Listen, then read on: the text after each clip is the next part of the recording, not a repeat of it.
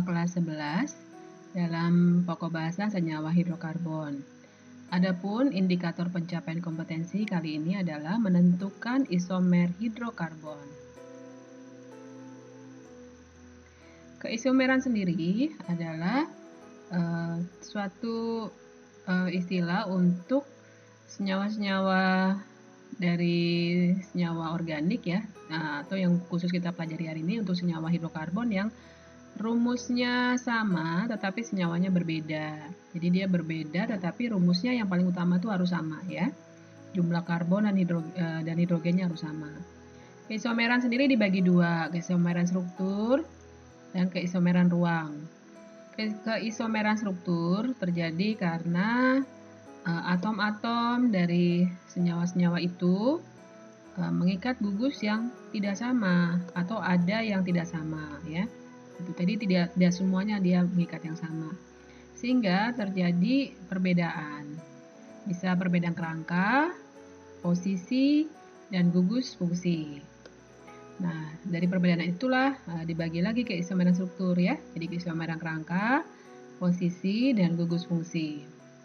Keisomeran ruang terjadi karena konfigurasi atau arah di dalam ruangnya berbeda. Kita bagi dua lagi, jadi keisomeran geometri dan keisomeran optik. Kita perhatikan keisomeran struktur berikut. Yang pertama, yang harus kalian perhatikan, setiap isomer itu rumusnya harus sama ya. Ini yang saya golong-golongkan ini rumusnya harus sama. Dan nama masing-masing isomer itu harus berbeda. Kalau namanya sama berarti bukan isomer ya. Nah, lihat ini, kedua senyawa ini kerangkanya berbeda. Yang satu rantainya lurus, yang satu rantainya bercabang, ya. Maka disebut isomer kerangka. Yang di tengah, kita perhatikan apa perbedaannya. Rumusnya sama. Dari nama maupun strukturnya kita tahu ya, yaitu posisi dari ikatan rangkapnya. Pada senyawa pertama di nomor 1, pada senyawa kedua di nomor 2. Jadi, kedua senyawa ini berisomer posisi. Perhatikan yang ketiga ini ya. Sepasang yang di atas itu rumusnya C510. Mereka rumusnya sama, tetapi lihat dari namanya. Terlihat ini golongan senyawa yang berbeda. Dari strukturnya juga kita lihat ya. Yang di kiri ini siklopentana, yang di kanan 1 pentena. Nah, ini berarti dia berbeda golongan atau berbeda gugus fungsi. Yang di bawah juga demikian. Ini gugus fungsinya adalah ena ya, ena ada 2 di ena.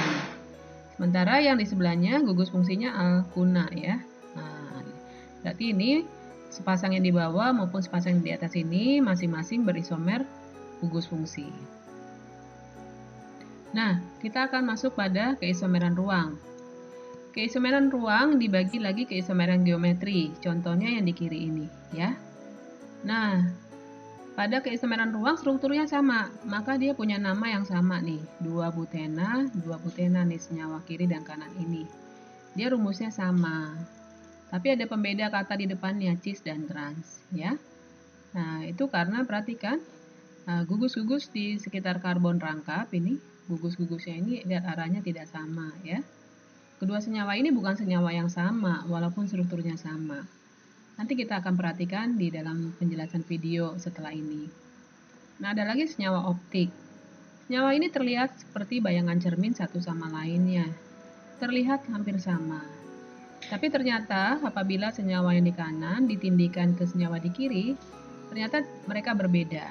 Jadi tidak dapat ditindikan. Nah, senyawa seperti ini terjadi pada senyawa yang mempunyai karbon yang kiral. Artinya karbon yang keempat tangan ya, mengikat gugus yang berbeda ya. Senyawa ini nanti menimbulkan sifat optis.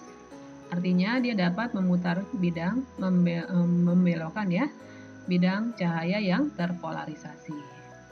Mari kita perhatikan penjelasan mengenai isomer geometri pada video berikut ini.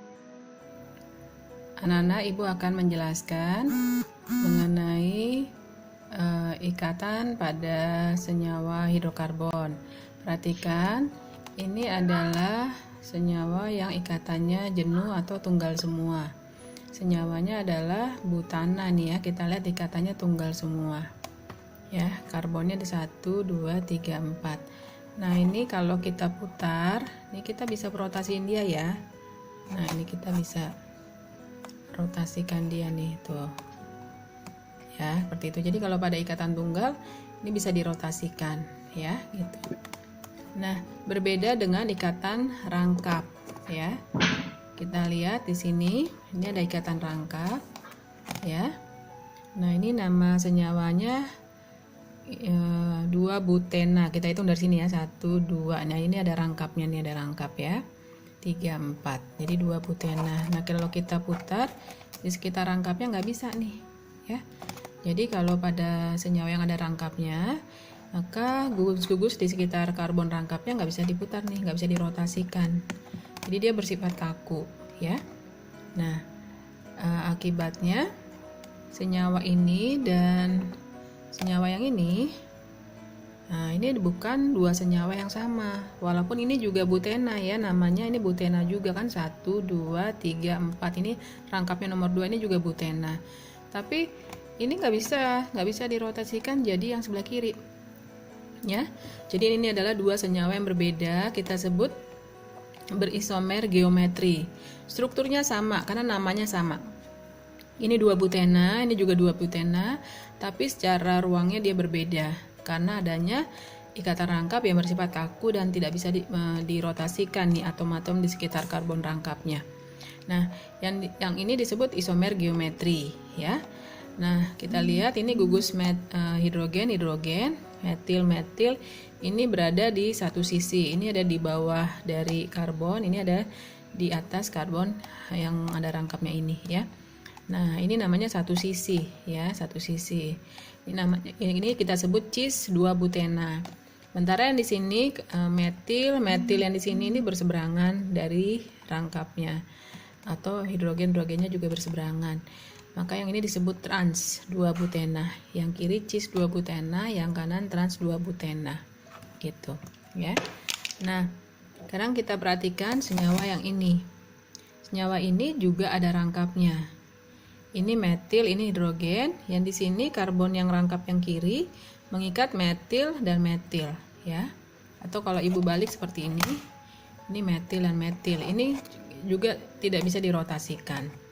Tapi kalau metil ini ibu lepas, pindahkan ke sini, ini akan menjadi sama aja.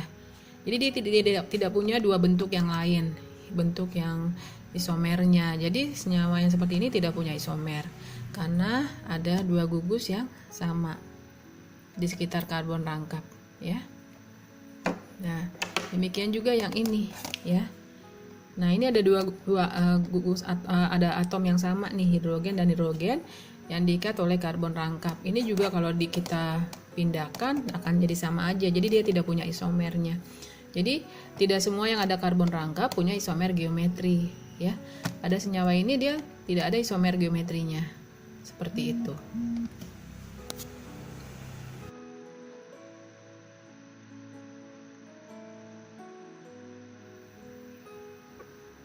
Ya, kita perhatikan kedua senyawa ini. Kedua senyawa ini tampaknya sama ya. Jika di tengah adalah cermin, di tengah kedua senyawa ini ada cermin, maka senyawa yang kiri itu cermin senyawa yang kanan. Senyawa yang kanan cermin dari senyawa yang kiri. Ya, dia sama tuh. Ini ada etil, ini hidrogen, ini metil, ini ada propil nih sama ya. Nah, tapi kalau kita tindikan itu, kita tindikan gini, nggak sama, nggak ketemu ya. Hanya mungkin hidrogennya ketemu, yang lain nggak ketemu ya.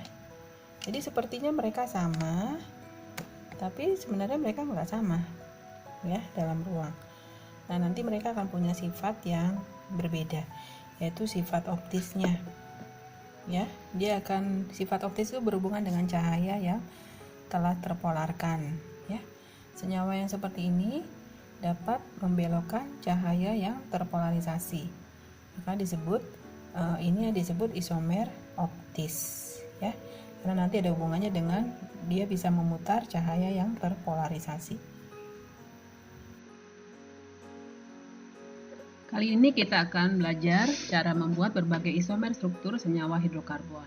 Perhatikan, jika kalian menemukan nama yang sama, maka itu bukan isomer. Walaupun dalam penggambarannya bisa saja berbeda. Kita perhatikan, ini pentana. Walaupun gambar yang sebelah kanannya lebih berbelok-belok, itu tetap pentana. Jadi ini bukan isomer strukturnya, ya. Demikian juga yang ini. Ini hanya pembalikan dari struktur yang sebelah kiri, ya. Jadi bukan isomernya. Demikian juga yang di bawah ini. Ini juga demikian. Ini hanya membalik ke bawah saja. Jadi namanya tetap sama. Perhatikan ini bukan isomer.